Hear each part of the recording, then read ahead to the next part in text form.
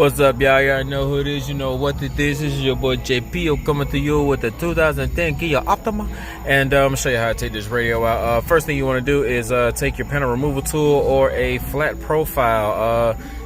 I'm real careful with this. I'd rather you guys use your panel removal tool, the Bojo tool, whatever you want to call it. I got the links down in the description if you guys need some. But we're going to come up here in this edge and we're going to pop, pippity pop, pop, pop, pop, pop. Be careful on the dash, because when you come up here, you will dent it a little bit. Once you get some leverage right here, that'll actually come up a little bit, and then you can come from the bottom and start popping those clips from the bottom.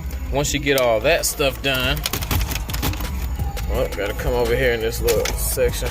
Once you get all that, that will all come out like that. And then now we're only left with 2 screws on the left and 2 screws on the right. So let's go ahead and take those holes out real quick, and guess what? We're gonna have that bit. Alright, got that out. Boom.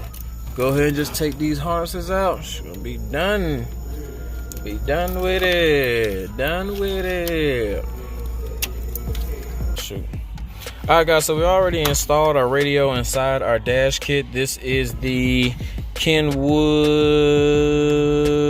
KDC 375U, and I will put all the links in the description for you guys. The dash kit was pretty easy. Instead of using the cage to go in here, I actually used the actual brackets that came in it. 1 screw at the top here, 1 screw on the side, and then at the back, and I just slide it in. Did the same thing for the other side. That way you get this full flush look without using those brackets. If you to use the sleeve, that CD player will be back here, because the sleeve actually mounts back here on the back. So it'll be recessed. If you don't mind that look, go for it. I like mine to be a little bit more flush, so we use that bracket.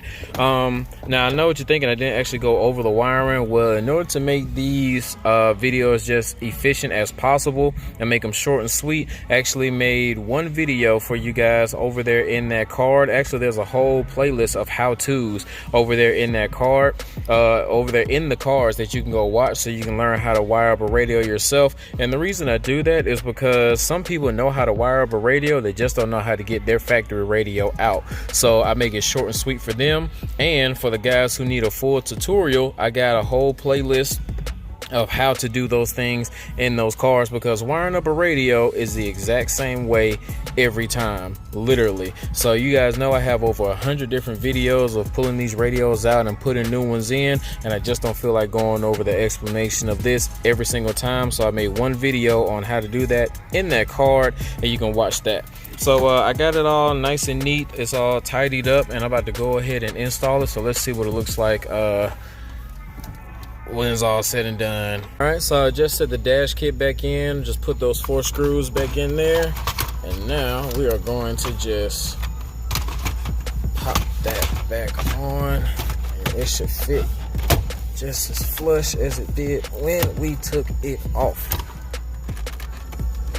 Alright y'all, so that's pretty much it, man. Sounds good, looks good, everything's done. If you guys found any value in this video, please hit that like button. Don't forget to like, subscribe, share, comment, all that good stuff.